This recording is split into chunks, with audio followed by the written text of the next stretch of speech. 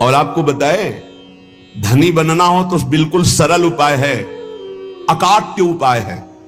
धनी सब बनना चाहते लेकिन पाप करके बनना चाहते, अधर्म करके बनना चाहते, दूसरों को लूट करके। हाँ, बोले शॉर्टकट से, तो शॉर्टकट से ऐसा मरोगे कि फिर निकलने को नहीं मिलेगा इस माया समुद्र से। ध्यान रखना, ये जो सोचते हैं ना बहुत जल्दी धनी बन जाने के लिए, एक उपाय है, बहुत जल्दी कृपा हो जाएगी, बहुत जल्दी धनी बन जाओगे। क्या? संतों की सेवा शुरू कर दो। श्री नथियाबाई जी जब वृंदावन आई तो महिमा सुनने को मिली संत सेवा, तो उनका मुझ गरीब से क्या संत सेवा होगी। तो चून मांग के लाती, उपला बिन लेती, उससे रोटी बनाती, और कोई भिक्षा जाता होता करने, साधु बुलाए, बाबा आ जा, मोटी मोटी लाल लाल रोटी सेक कर पवाती। अब धीरे धीरे भिक्षा से जाने वाले साधु उनके यहां जाने लगे, रोज मांगना, मांग कर लाना, बनाना, पवाना, पवा के बैठी, फिर संत आ गए, लाओ माई, फिर आटा लगाया, फिर कभी ना नहीं किया। एक दिन वो हुआ कि बोरा में लद लद करके अन्न और व्यवस्थाएं, बिहारी जी स्वयं एक दिन वो गाड़ी में लद करके आ रहे थे, आटा और सब सामग्री लेने गई थी मैया, और वर्षा होने लगी तो छाता मैया को दिया, और आप लालटेन ले हुए और कहे आओ मैया इस रास्ते से आओ, बैलगाड़ी थी ऐसे। तो सोचा ये नव किशोर 14 वर्ष का बालक कितना कृपालु है, ऐसी वर्षा में स्वयं भींजता हुआ हमें छाता दे, क्योंकि संतों का अन्न है। नहीं छलिया अगर अपने को जानने नहीं देना चाहता तो कोई नहीं जान सकता। जब दूसरे दिन बिहारी जी के दर्शन करने गई तो देखा एक हाथ में लालटेन, एक हाथ में छाता। बोले अब हमें समझ में आया कि कौन था, आप थे बिहारी जी। श्री महामहिम परम भागवत सुदामा दास जी महाराज बिल्कुल इसी पद्धति से संत सेवा शुरू की थी। गौओं के उपले बिनकर लाना और आटा मांगकर संतों को रोटी बनाना और पवाना, और आज सैकड़ों संतों का रोज प्रसाद होता है। तब से लेकर अभी तक रोज संत सेवा, सैकड़ों संतों के आसन लगे हुए, सैकड़ों संतों को भोग प्रसाद पवाया जाता है। रसिक मुरारी जी ने गुरु आज्ञा का पालन, संत सेवा करनी, पर संत सेवा का बहुत कठिन व्रत है, बहुत कठिन व्रत है, क्योंकि अलग अलग स्वभाव के संत, अलग अलग भाव के संत। ध्यान से सुना जाए, संत सेवी भाव रखने वाले उपासक, आपकी एक विलक्षण भावना थी, सब संतों का चरणोदक उतारते। ये भी ध्यान रखना चाहिए कि उसमें ये नहीं देखना चाहिए कि इनके पैर गंदे हैं, इनमें क्या लगा हुआ, नहीं। जब चरणोदक उतार रहे हैं तो सबके, भले कुष्ठ क्यों ना हो उनके चरणों में, लीला हो सकती है, वही भगवान हो सकते हैं। ध्यान रखना, जब चरण धोने के लिए संतों के बैठते हो आप लोग, तो उन्हीं में से ऐसे आ सकते हैं घृणित वेश धारण करके कि जिनको छूना भी अच्छा नहीं लगेगा। बहुत चाव भाव से उनके चरण धो, ये मत सोचो कि इनके पैर कैसे घृणित है, घाव है, क्या है, ऐसा नहीं। बिल्कुल सावधान, लीला कर सकते हैं, हरि हैं, बड़े लीला बिहारी हैं। रसिक मुरारी जी के धन क्या था? संतों का चरणोदक भर भर के माट में ऐसे ऊपर विराजमान किए आसन पे, और रोज उनकी परिक्रमा, रोज साष्टांग दंडवत, और रोज चरणामृत पान, रोज चरणामृत उतारवाना और संतों को भोग पवाना। संतों के चरणामृत में किसी भाग्यशाली की निष्ठा होती है। मटकों में भर भर के रख के जैसे कोई संपत्ति रखता है, ऐसे बड़ी कृपा है, गुरुजनों की बड़ी कृपा है जिनको संत चरणामृत में। और जब से वैष्णव मार्ग मिला तब से गुरु कृपा से नित्य चरणामृत मिलता है। 500 वर्ष पहले महापुरुषों के जो चरणामृत वो आ करके अपने आप कृपा करके दे गए। ये तुलसीदास जी का चरणामृत है, ये अमुक संत का चरणामृत है। तो गुरु कृपा से बहुत से पात्रों में चरणामृत ऐसे रखा है, रोज दर्शन, रोज पान, रोज सौभाग्य मिलता है।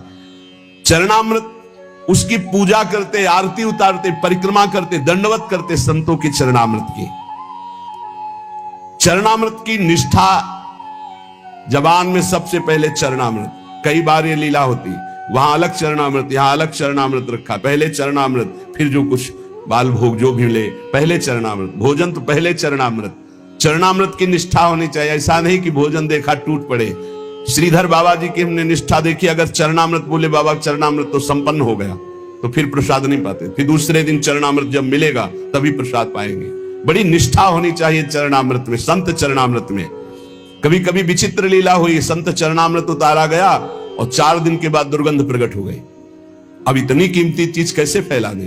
तब फिर आया कि उसको ढक्कन खोल के रख दो 10 दिन, अपने आप सब खत्म और निर्मल। ऐसा कभी चरणामृत हो तो फेंकना नहीं, उसको बड़े ढक्कन वाले में ऐसे पात्र में रख के ढक्कन खोल के ऊपर से महीन कपड़ा रखकर छोड़ दो। वो 10-15 दिन में एकदम बहुत स्वादिष्ट और उसकी दुर्गंध खत्म हो जाएगी। लीलाएं होती है, उसको दुर्गंध समझ के फेंक मत देना। वैष्णव जनों की ये निष्ठा होती है, चरणामृत से बहुत दिव्यताएं प्राप्त हो जाती, बहुत दिव्यताएं प्राप्त होती है। यदि साधु सेवा नियम पूर्वक, दैन्यता पूर्वक, भाव पूर्वक की जाए तो भगवान संतों की जिह्वा से ही प्रसाद पाते हैं। स्वाद ले लेकर संतों की जिह्वा से पाते हैं। संतों का चरणामृत उतारा जाए, संतों की आरती की जाए, संतों को प्रसाद पवाया जाए तो भगवान बहुत जल्दी प्रसन्न हो जाते हैं। गुरु आज्ञा श्री रसिक मुरारी जी ने संत सेवा का बड़ा ही विस्तार किया। रोज संतों का निमंत्रण। जब तक गुरु वचनों पर विश्वास नहीं होता तब तक बल नहीं आता अध्यात्म का। आपके हृदय में संत वैष्णवों के प्रति अपार सुख देने की भावना आ गई, क्योंकि गुरुदेव ने कहा संत सेवा में ही भगवान की प्राप्ति होगी। श्री प्रियादास जी कह रहे कि रसिक मुरारी जी की संत सेवा की महिमा का वर्णन या संतों के प्रतिभाव का वर्णन एक जिह्वा में कैसे करूं, मतलब इतनी अपार संत सेवा की भावना। मेरी बुद्धि थकित हो जाती इनकी महिमा देख करके संत सेवा की। आप बड़े समारोह से श्री गुरु उत्सव मनाया करते थे, उसमें पूरे दिन कथा कीर्तन सत्संग भोज भंडारा होता रहता था। सब संतों को बड़ा सुख प्रदान करते थे। यह उत्सव 12 दिन तक लगातार गुरु उत्सव चलता। 12 दिन भक्तों की भीड़ रहती, जो देखने में अत्यंत आनंद प्रदान करने वाली होती है। गुरु उत्सव, इस उत्सव का नाम दंडोत्सव है। इस संबंध में एक कथा आती है कि इनके गुरुदेव श्री श्यामानंद जी श्री वृंदावन में जब वास करते थे तो नित्य प्रति सेवा कुंज में सोहनी लगाते थे। सोहनी लगाना हमारे ब्रज की बहुत बड़ी उपासना है, जिसे साधारण भाषा में कहते हैं झाड़ू लगाना, तो यहां सोहनी लगाना कहते हैं। तो रोज सेवा कुंज में सोहनी लगाते थे। सेवा कुंज में प्रिया प्रीतम नित्य विहार करते हैं, तो इनको एक अपार सुख मिलता कि मेरे श्यामा श्याम यहां विहार करते, मुझे सोहनी सेवा का सौभाग्य मिला, मैं उनकी दासी हूं। बाहर वो सोहनी लगाते समय बड़े गौर से वो एक एक लता के नीचे एक एक चरण चिन्ह को देखते हैं, कहीं प्रियालाल के चरण चिन्ह तो नहीं है, कहीं किसी लता के नीचे प्रियालाल विराजमान तो नहीं हुई। प्रियालाल के चरण चिन्हों के कभी कभी उनको दर्शन हो जाते तो बड़े भाव में मगन हो जाते। कभी कभी युगल चरणारविंद के दर्शन होते। कैसे पहचान होती कि प्रियालाल के चरण चिन्ह? क्योंकि प्रियालाल के चरण में 19 चिन्ह हैं, चरण चिन्ह। सबके साधारण चरण ऐसे, प्रियालाल के चरणों में चरण चिन्ह हैं, उनको देखकर पहचान होती ये युगल सरकार के चरण चिन्ह हैं। बड़े भाव में मगन हो जाते सोहनी लगाते हुए। सेवा कुंज में सोहनी सेवा करते। एक दिन प्रियाजू ने इन्हें दर्शन देने की इच्छा की। सेवा में बड़ी सामर्थ्य, इसलिए कहते हैं कि वृंदावन में कहीं भी थोड़ी सोहनी लगा दोगे तो तुम्हारे भाग्य में सोहनी लग जाएगी, सब कूड़ा करकट अशुभ प्रारब्ध नष्ट हो जाएगा। श्री जी की इच्छा हुई दर्शन देने की, पर श्री जी सीधे दर्शन नहीं दे सकती। जब तक किसी सखी का कृपा प्रसाद नहीं प्राप्त होगा तो श्री जी इच्छा भी करेंगी तो दर्शन नहीं दे पाएंगे। इसलिए ये आचार्य रूपा सहचरियां, इनकी कृपा पहले प्राप्त होनी चाहिए, तब श्री जी के दर्शन होंगे। नहीं, श्री जी के दर्शन की एक मर्यादा है, बिना सखी के दर्शन के, बिना सखी अनुग्रह के श्री जी का दर्शन। इच्छा हुई श्री जी के दर्शन की तो डायरेक्ट आकर के दर्शन नहीं दिया। अनुग्रहमयी श्री जी ने पहले सखी की अनुकूलता हो, सखी दर्शन दे, तब दर्शन का विधान बने। एक दिन श्री जी ने जानबूझकर अपने श्री चरण का एक नूपुर छोड़ दिया सेवा कुंज में। अब प्रातः काल श्री श्यामानंद जी सोहनी लगाते थे, तो जे ही लगाया तो देखा बड़ा कीमती अद्भुत नूपुर, बड़ा आनंद मिल रहा है। विचार किया किसी नवविवाहिता का होगा, ढूंढने आएगी, दे देंगे। तो अपने अचला की छोर में संत है, बांधकर अपने माथे पे रख के साफा बांध के सोहनी लगाने लगे। सोच रहे थे किसी की बेटी या किसी की नवविवाहिता बहू का ही है, क्योंकि बहुत खोजने आएगा तो देंगे। श्री जी ने अपने आभूषण श्री ललिता जी से कहा कि संभाल करके मंगला के आभूषण रखो। तो उनमें कहा, प्यारी जू आपके एक श्री चरण का नूपुर तो है ही नहीं, जानबूझ के श्री जी ने गिराया था, क्योंकि जब तक सखी कृपा नहीं होगी तब तक श्री जी दर्शन नहीं देंगे।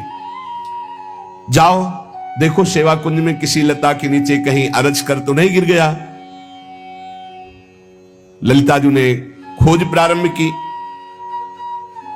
तो देखा श्री श्यामानंद जी वयोवृद्ध सोहनी लगा रहे हैं, राधा राधा सोहनी लगा रहे। ललिता जी ने विचार किया मैं अपने स्वरूप से जाकर के इनसे मांगूंगी तो अच्छा नहीं रहेगा, तो साधारण वेश में गई और कहने लगी कि बाबा यहां सोहनी लगाते नूपुर तो नहीं मिला, यदि मिला हो तो मुझे दे दीजिए। तुम्हारा तो नूपुर नहीं हो सकता, क्योंकि साधारण वेश में ललिता जी थी। मेरा नहीं, मेरी बहू का है, लाओ। नहीं, ऐसे तो मैं नहीं दूंगा। तुम्हारी बहू का है तो पहले वो चरण दिखावें जिसमें वो नूपुर बंधा है, और ठीक हमारे जैसा नूपुर है कि नहीं वो, अगर है अभी दे दूंगा, अगर नहीं दिखाया नहीं दूंगा। अंदर आनंद हो रहा है कि इस नूपुर में कुछ तो है, क्योंकि इसकी खोज हुई है और ये जो हमसे बात कर रही है बड़ा अपार आनंद मिल रहा है, पर ये अपने वेश को छुपाए हुए ये दिव्य है, कोई साधारण नहीं है। अरे नाय बाबा तू मुझे दे दे।